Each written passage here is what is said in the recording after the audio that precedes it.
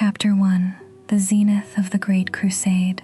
By the dawn of the 31st millennium, the Imperium of Man had grown into something almost beyond reckoning, a dominion of countless worlds bound together by conquest, faith, and the tireless will of a single being. What had begun as a fractured, dying species clawing its way back from the ruin of old night had become, in barely 2 centuries, the mightiest power the galaxy had known since the age of the Old Ones. The Great Crusade had carried Imperial fleets to the furthest reaches of known space, and everywhere they went, Xenos empires fell, lost human colonies were reclaimed, and the Emperor's banner rose over world after world. At the heart of this triumph stood the Primarchs, the Emperor's 20 god-engineered sons, each commanding a legion built in his own image. Together they had achieved what no army in history had managed before, a galaxy drawn, world by world, under a single unifying order. Victory had become so constant, so total, that many among the Imperium's commanders had ceased to imagine defeat as a possibility at all. It was at the height of this glory that the Emperor made a decision that would echo through the ages. Judging the Crusade's momentum secure and his sons capable of carrying it forward without him, he resolved to withdraw from the front lines and return to Terra, there to pursue works of even greater ambition. Chief among them, it was whispered, the completion of the Webway project, a secret undertaking meant to shield humanity from the predations of the warp forever.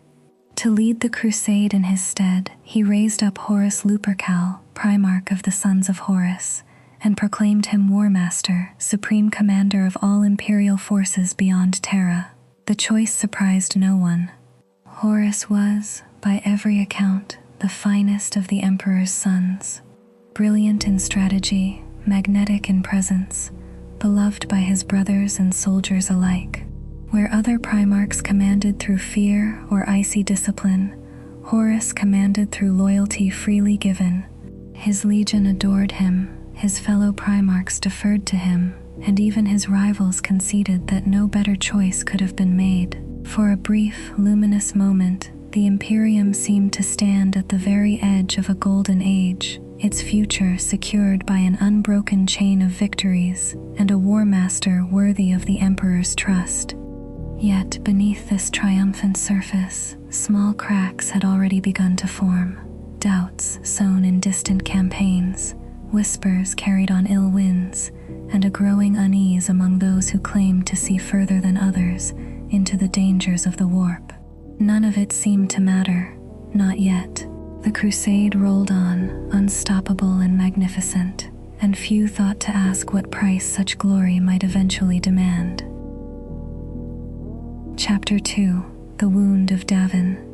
Even as the Great Crusade pressed onward under Horus's command, distant campaigns continued to test the Warmaster's legions against threats stranger and darker than mere Xenos.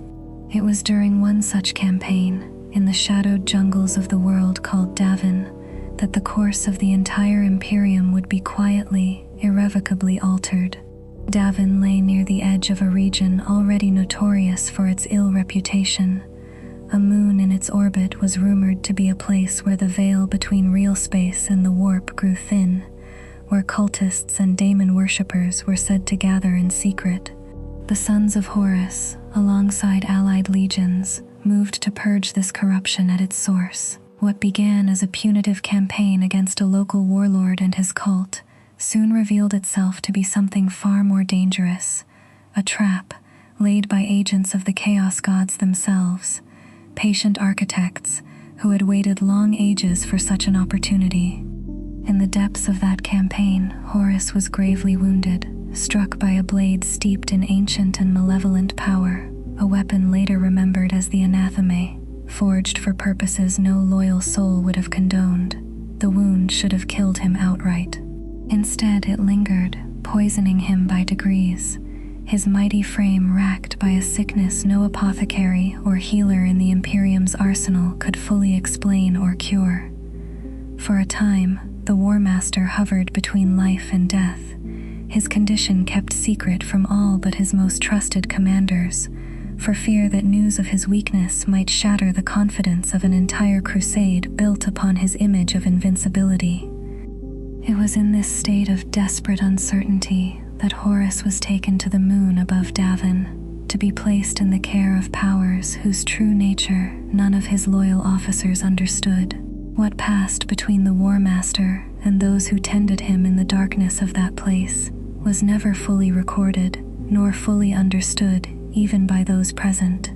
When Horus at last opened his eyes and rose from his sickbed, he seemed, to all outward appearance, entirely restored, stronger, if anything, than before. His officers rejoiced, believing their Warmaster saved by some miracle of will and constitution alone. But something had changed. Behind Horus's familiar confidence now lingered a colder calculation, a distance in his gaze that only those who knew him best might have noticed, and even they dismissed it as the lingering shadow of a near-fatal wound. In truth, the Horus who returned from Davin was no longer entirely the son the Emperor had raised. Seeds of doubt planted in his mind, doubts about the Emperor's true intentions, about the price of humanity's future, about his own place in a galaxy of gods and daemons, had begun to take root, nurtured in secret by powers patient enough to wait centuries for their harvest. The crusade continued. Victories still followed the Warmaster wherever he led, and to the wider Imperium, nothing seemed to have changed at all. But in the quiet hours aboard his flagship, Horus had already begun to walk a path from which there could be no true return. Chapter 3: The Warmaster's Whispers.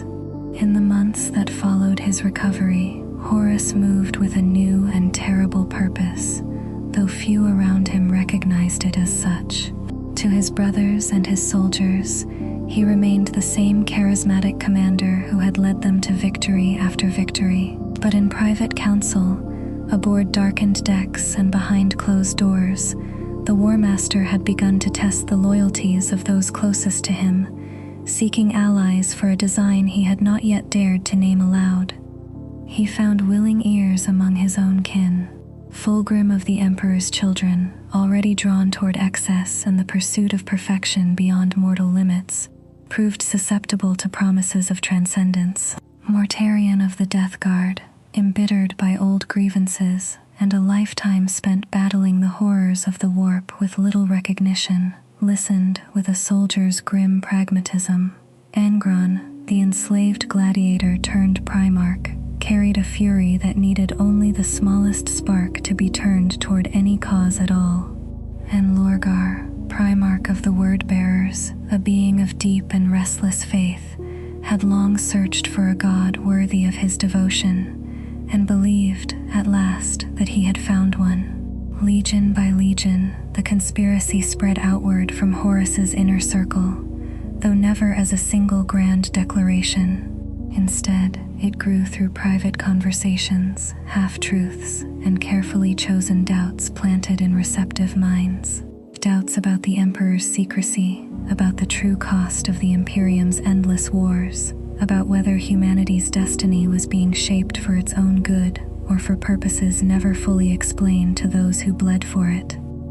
Not every Primarch approached proved willing. Some, sensing the wrongness beneath Horus's words, refused outright, and were quietly marked as future obstacles rather than allies. All the while, the outward campaigns of the Great Crusade continued without interruption, worlds still falling before Imperial arms, victories still celebrated across 1,000 systems. It was, in this sense, the perfect concealment. No one imagined that treachery could grow in the shadow of such triumph. The Warmaster who addressed his commanders in council chambers was, to every appearance, the same brilliant strategist who had earned his title through merit and love rather than fear. Yet beneath the surface, an entire structure of betrayal was being assembled with the same meticulous care Horus had once given to conquest.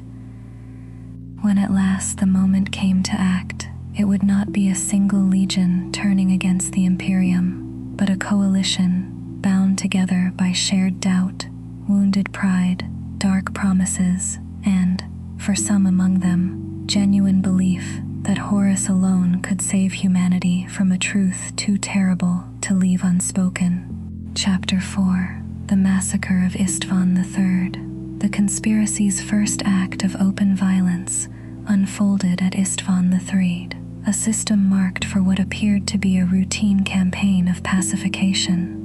In truth, it had been chosen for another purpose entirely, to serve as the crucible in which Horus would test the loyalty of his own legions, purging those who might resist the war to come before that war had even been declared. Elements of the Sons of Horus, the Emperor's children, the Death Guard, and the World Eaters descended upon Isstvan III together, ostensibly to crush a rebellion among the local population. Only a portion of each legion's officers knew the campaign's true purpose.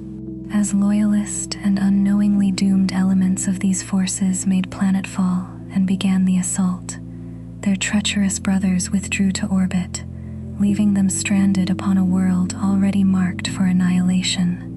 What followed was among the darkest acts in Imperial history. Warships loyal to Horus unleashed virus bombs upon Isstvan III, weapons of such horrific design that they unmade life itself at the cellular level, sparing neither soldier nor civilian, loyalist nor traitor caught unaware. The bombardment was meant to erase every trace of resistance in a single stroke, and with it, every officer and warrior whose loyalty to the Emperor might have exposed the conspiracy before it was ready to reveal itself. Yet not all who should have perished did. Among the doomed garrison, a handful of officers, Saul Tarvitz of the Emperor's children foremost among them, had already begun to suspect the treachery unfolding around them, and in the chaos of bombardment and betrayal, some few loyal souls survived the virus bombs through chance, shelter, or sheer defiance, bearing witness to a crime the perpetrators had believed unwitnessed. News of the atrocity, when it finally reached wider ears, shattered any illusion that this was merely a rebellion or a misunderstanding. Horus Lupercal, the beloved Warmaster, had turned virus weapons upon his own soldiers rather than see his design compromised. The scale of the betrayal, once understood, sent tremors through every legion and every world that had trusted in the Imperium's unity. What had begun as private doubt and quiet conspiracy now stood exposed for what it truly was, the opening act of a war that would tear the galaxy in two. Chapter 5: The Dropsite Massacre of Isstvan V. If Isstvan III revealed the Warmaster's willingness to slaughter his own to preserve his secret, Isstvan V revealed the true scale of the war he now intended to wage. Word of the atrocity had reached Loyalist forces throughout the sector, and several legions, among them the Iron Hands, the Salamanders, and the Raven Guard, moved swiftly to answer, believing they arrived in time to punish the traitors and end the rebellion before it could spread further. It was, in truth, a trap of even greater cunning than the first. Horus had anticipated exactly this response, and had gathered far greater forces than the Loyalist commanders realized. Additional traitor legions, including the Word-Bearers and elements of the Night Lords and Alpha Legion, lay concealed and waiting. As the Loyalist fleets made their drop and began to deploy upon the surface, the trap was sprung. What should have been a punitive strike became instead a slaughter of horrifying proportions. Loyalist forces caught in the open and surrounded by an enemy who vastly outnumbered them. Among the war's most bitter personal tragedies, Ferrus Manus, Primarch of the Iron Hands, sought out his former friend Fulgrim upon the battlefield, hoping even now to turn him from his chosen path. Instead, corrupted beyond any hope of reason, Fulgrim struck Ferrus down with his own hand, ending the life of a brother in an act that stunned even some of the traitors who witnessed it. The loss of a Primarch and the manner of his death marked a point beyond which reconciliation between Loyalist and traitor had become impossible. The survivors of the Dropsite Massacre, battered remnants of the Iron Hands, Salamanders, and Raven Guard fought their way free only through desperate sacrifice and the narrowest of chances, their legions crippled for the rest of the war and beyond. Yet their survival, however costly, ensured that word of Horus's full betrayal reached every corner of the Imperium. There could be no more doubt, no more hope of misunderstanding resolved through diplomacy. The galaxy had been irrevocably divided into traitor and loyalist, and the war that would come to be known as the Horus Heresy had truly begun. Chapter 6: The Word of Lorgar and the Pact of Blood. While Horus commanded the war's strategy, it was Lorgar, Primarch of the Word-Bearers, who gave the rebellion its darker, deeper purpose, a purpose that transformed a war of ambition into a war of faith. Long before the betrayal at Isstvan, Lorgar had grown convinced that the Emperor's rejection of his own divinity was a lie, or at best, a tragic denial of a truth the galaxy desperately needed. Where others among the traitor legions sought power, freedom, or vengeance, Lorgar sought a god worthy of worship, and had found, in the entities of the warp, exactly such objects of devotion. It was Lorgar and his word-bearers who formalized what had, until then, been scattered promises whispered by demonic voices into a structured pact, an alliance between the traitor legions and the four great powers of chaos, each offering gifts suited to the ambitions of those who served them. Khorne offered strength and slaughter without limit. Nurgle offered endurance beyond death and decay. Tzeentch offered knowledge and sorcerous mastery. And Slaanesh, born of the Eldar's own ruin, offered sensation and perfection beyond mortal constraint. Each traitor legion, in time, found itself drawn toward one power above the others, its warriors, and its very gene seed reshaped by the bargain struck in its name. This theological dimension gave the rebellion something more dangerous than mere ambition: conviction. Warriors who might have hesitated to betray their father for personal gain found, in Lorgar's teachings, a cause that felt righteous, the liberation of humanity from a lie, and the embrace of gods whose power could not be denied. Demonic hosts, summoned and bound through rites the word-bearers had spent years perfecting, joined the traitor fleets in growing numbers, blurring the line between mortal war and the raw hunger of the warp itself. By binding ambition to godhood, Lorgar ensured that the war Horus had begun could never again be resolved through negotiation or surrender. The traitor legions no longer fought merely for a Warmaster's grievance against his father, but for the triumph of powers that had waited since the dawn of the galaxy for exactly this opportunity. What had started as one Primarch's doubt had become, through Lorgar's fervor, a crusade in service of chaos itself. Chapter 7: Prospero Burns. As the heresy spread, the Emperor's attention was drawn to a danger closer to home, one born not of open rebellion, but of forbidden knowledge. Magnus the Red, Primarch of the Thousand Suns, had long pursued sorcery with a passion that troubled his father, seeking through psychic mastery to protect his legion from a fate he alone claimed to foresee. In his desperation to warn the Emperor of Horus's betrayal, Magnus used means the Emperor had expressly forbidden, breaching wards meant to protect the sanctity of a great and secret undertaking on Terra. The warning reached its target, but at a cost the Emperor would not forgive. Judging Magnus's transgression too dangerous to overlook, and fearing the vulnerabilities it had exposed, the Emperor dispatched Leman Russ and the Space Wolves to bring the Thousand Suns to heel, ordering the Legion's arcane practices ended and its Primarch brought before him to answer for his defiance. What followed on Prospero was a tragedy scarcely less bitter than the betrayal at Isstvan. The Space Wolves, ferocious and unrelenting, descended upon a world whose greatest strength lay in knowledge rather than martial fury, and the Thousand Suns, caught between loyalty to the Emperor and desperate defense of their homeworld and its irreplaceable libraries, were shattered in the fighting that followed. Great repositories of lore burned. Warriors who had spent lifetimes in pursuit of understanding fell defending walls never built to withstand such an assault. In the ruin of his world, and in his own fury and grief, Magnus made a final, fateful choice.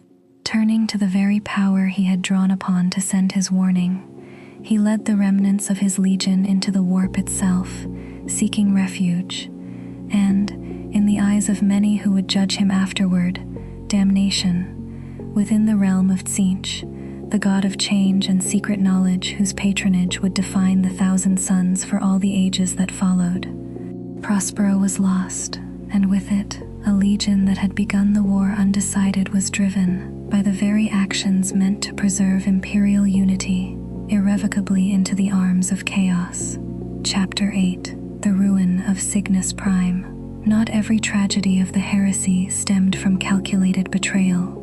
On Signus Prime, the war's cruelty took a different form, born from fury given free rein rather than doubt turned to treachery. Angron, Primarch of the World Eaters, had never fully mastered the rage implanted within him since his years as a slave gladiator, and in the crucible of open war that rage found no restraint at all. His legion, already devoted to Khorne, was unleashed upon Signus Prime in a campaign that spiraled beyond even Horus's intentions, threatening to tear open the fabric between real space and the warp through the sheer weight of slaughter inflicted there. Sanguinius, Primarch of the Blood Angels, arrived to answer the threat, a champion renowned for his nobility and his sorrow, sensing all too well the tragedy inherent in fighting a brother lost to fury rather than choice. The battle that followed was among the war's most savage, World Eaters and Blood Angels locked in a slaughter that threatened to consume both legions entirely, demonic hosts drawn by the carnage flooding into real space as the boundary between worlds grew perilously thin. It was in this desperate battle that the Blood Angels first felt the touch of a curse that would haunt their legion for 10,000 years to come. Exposed to the psychic backlash of Khorne's fury and the horror of the battle's endless slaughter, many among Sanguinius's warriors experienced visions of their Primarch's future death, a foreshadowing few understood at the time, but which planted within the Blood Angel's gene seed a flaw that would surface again and again as the Black Rage, a madness of grief and fury that claimed Astartes across the generations that followed. Signus Prime was, in the end, held, the World Eaters driven back, the demonic incursion sealed at terrible cost. But the victory brought no comfort. Sanguinius had glimpsed, in the visions inflicted upon his sons, a shadow of his own fate at the war's end, and said nothing of it to those around him. The wound suffered at Signus, unlike the wounds of battle, was one that could never fully heal. Chapter 9: The Battle of Calth. While the Heresy's great confrontations drew the galaxy's attention toward Isstvan and the war's advancing front, another betrayal unfolded in near-total isolation, hidden from the wider conflict by treachery of a subtler kind. The Word-Bearers, still bound by Lorgar's fervent devotion to chaos, turned upon the Ultramarines at Calth, a system that had, until that moment, believed itself among allies rather than enemies. The Word-Bearers' fleet arrived under the guise of cooperation, their true intentions concealed until the moment of attack was upon the unsuspecting Ultramarines' garrison. As battle was joined, sorcerers among the Word-Bearers unleashed a working of terrible power, shattering Calth's sun and wreathing the system in a permanent, roiling veil of warp-touched dust and fire, a barrier that sealed the battle away from outside intervention or escape alike. Trapped within this self-made prison, Ultramarines and Word-Bearers fought a war unlike any other in the Heresy, a conflict conducted almost entirely without hope of relief from beyond, in skies that no longer showed true stars, upon a world transformed into a battlefield without end. The fighting raged across void and surface both, Void War and Trench War, blurring into a single unbroken campaign, as neither side could disengage from a system now sealed against escape. Though the Ultramarines ultimately held Calth and drove the word-bearers from the system at grievous cost to both sides, the scars of that battle, both upon the world itself and upon the legion that had survived it, endured long after the war's official chapters had closed elsewhere in the galaxy. Calth stood as proof that even far from Horus's main advance, no corner of the Imperium remained safe from betrayal, and that the war's cruelty could take root wherever trust had once seemed unshakable. Chapter 10: The Loyalists Rally. As news of betrayal after betrayal spread across the fracturing Imperium, those Primarchs and legions who remained loyal understood that survival now depended on organization rather than isolated heroism.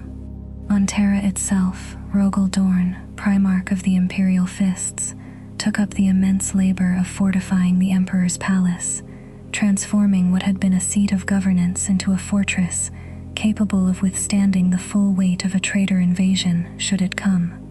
Elsewhere, Robut Guilliman, ever the strategist and administrator among his brothers, worked to secure Ultramar and the wider Imperium's eastern reaches, establishing defenses and supply lines that would, in time, prove essential to sustaining the wider war effort. Though Guilliman's own forces arrived too late to prevent the tragedies at Isstvan and Calth, his methodical preparation ensured that not every loyal world would fall as easily as Horus and his allies hoped.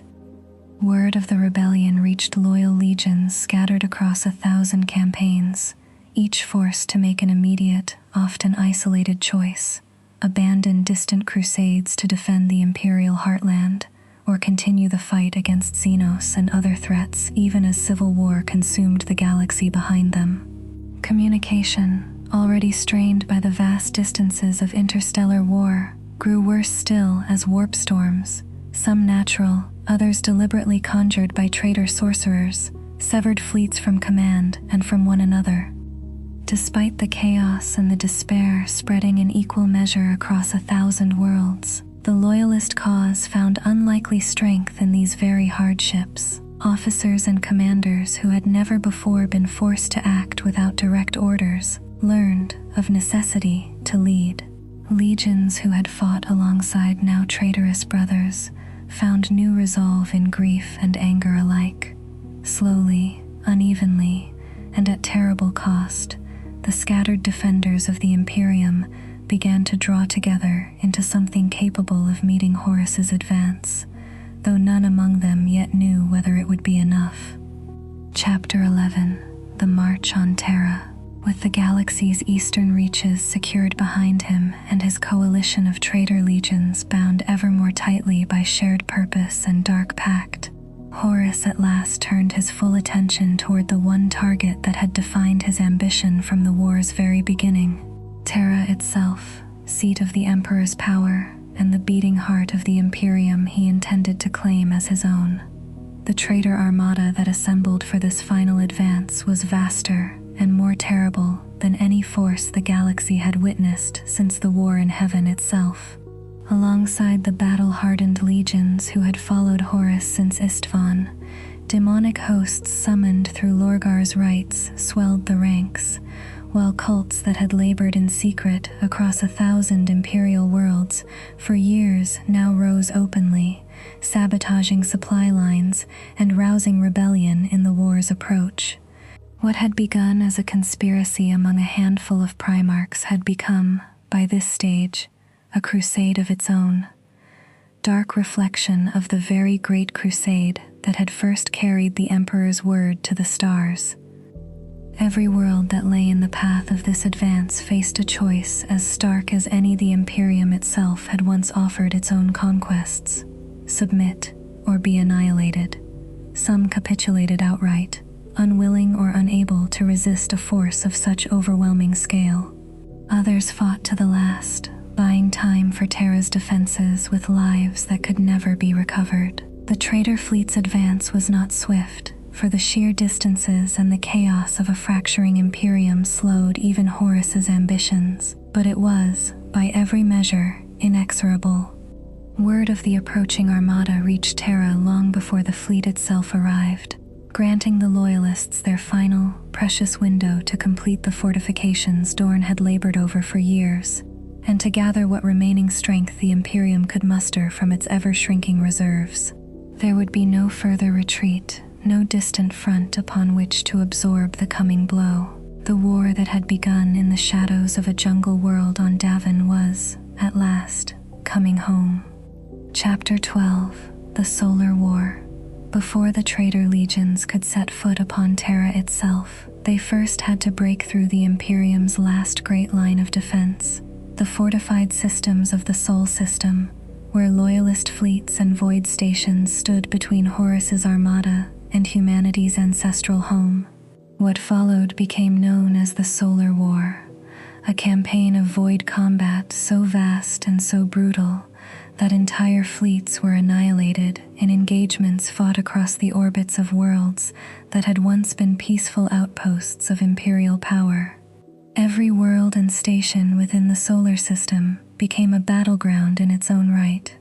Loyalist defenders, knowing that each hour of delay purchased precious time for Terra's final preparations, fought with a desperation that bordered on the suicidal, hurling ships and lives alike into the path of an advance that could not, in truth, be stopped, only slowed.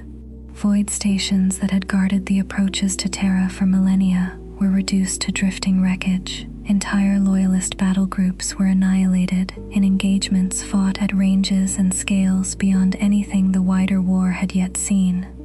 Amid this maelstrom, individual acts of sacrifice and desperate cunning bought Terra time it could scarcely afford to lose elsewhere.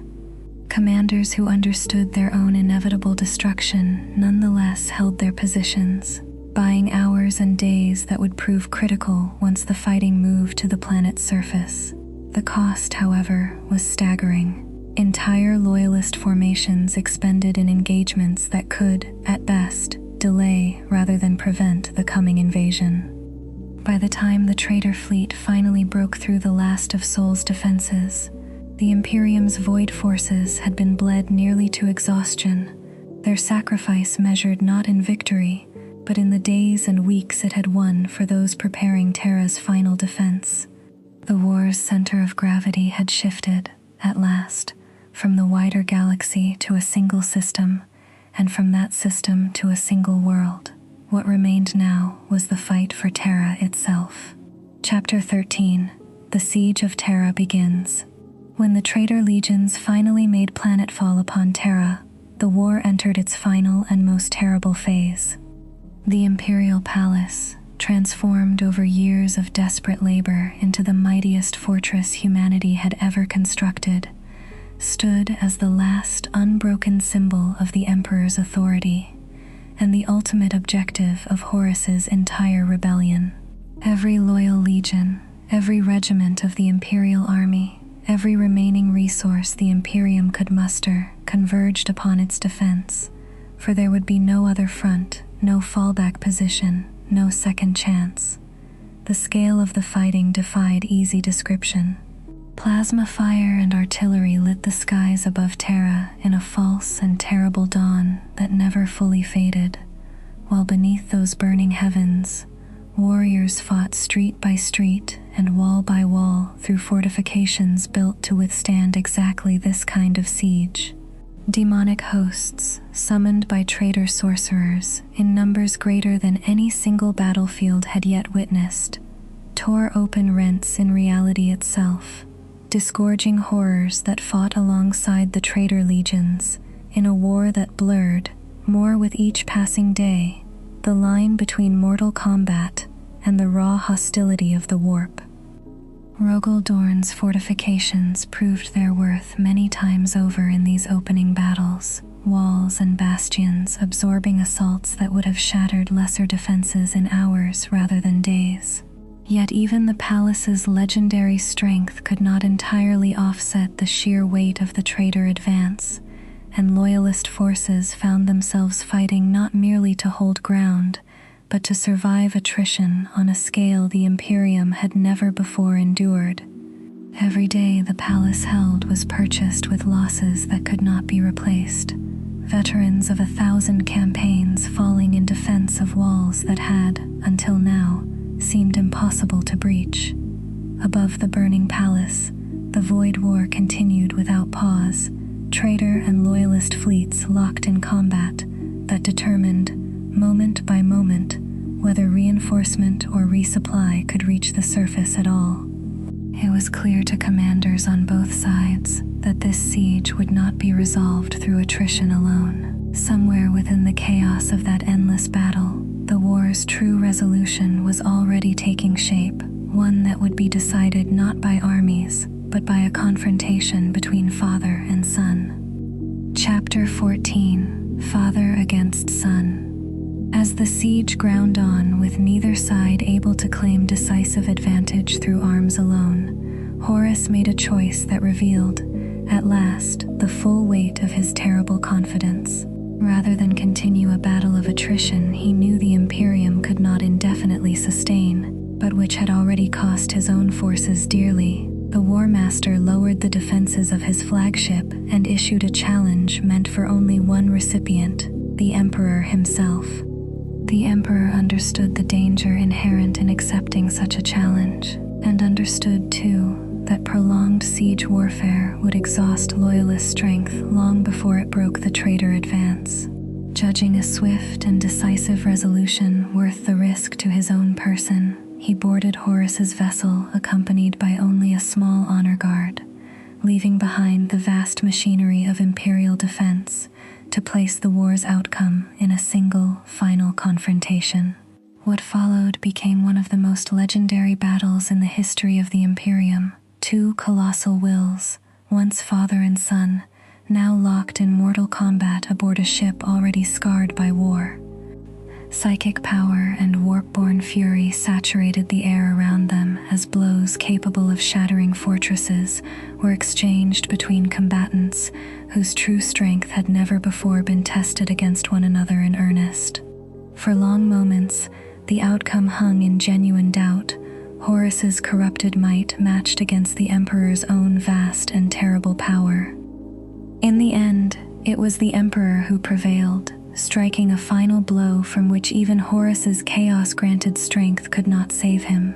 The Warmaster died there, his body and his soul torn apart within the boundary between real space and the warp, and with his death, the immediate hope of the Chaos Gods for total victory was broken. But the battle had exacted a price the Emperor himself could not escape. Grievously, fatally wounded in the confrontation, he now faced a fate scarcely less terrible than the one he had just prevented, for even in victory, his own strength had been spent beyond any hope of recovery. Chapter 15: The Golden Throne and the Long Twilight. With Horus dead and the traitor fleet's command shattered by the loss of its Warmaster, the remaining traitor legions could no longer sustain their assault upon Terra.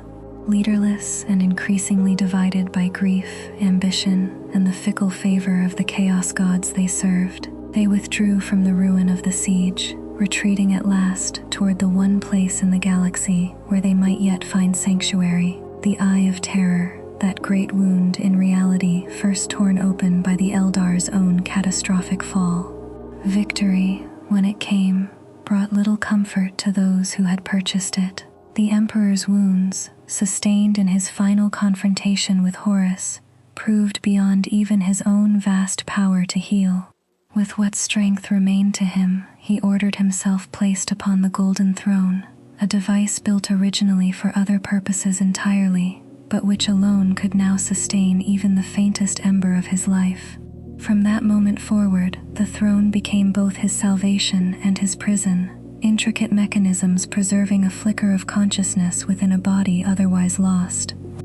In the absence of any leader capable of governing as the Emperor once had, power passed to a newly formed council of administrators, the High Lords of Terra, tasked with the impossible burden of preserving an imperium that had, in a matter of years, been transformed beyond recognition. The bright confidence of the Great Crusade, the sense of a golden age unfolding without limit, had been consumed entirely by a war fought not against distant Signus, but against the Imperium's own sons. What remained, in the war's aftermath was neither triumph nor total ruin, but something colder and more enduring, an imperium that had survived its darkest hour only by sacrificing the very future it had once seemed destined to enjoy. The Emperor's light still burned, faint and unwavering, guiding humanity's ships across the void and giving hope to trillions who would never fully understand the price of that guidance. But the age of golden expansion had ended forever, and in its place began the long, grinding twilight that would define the Imperium for 10,000 years to come.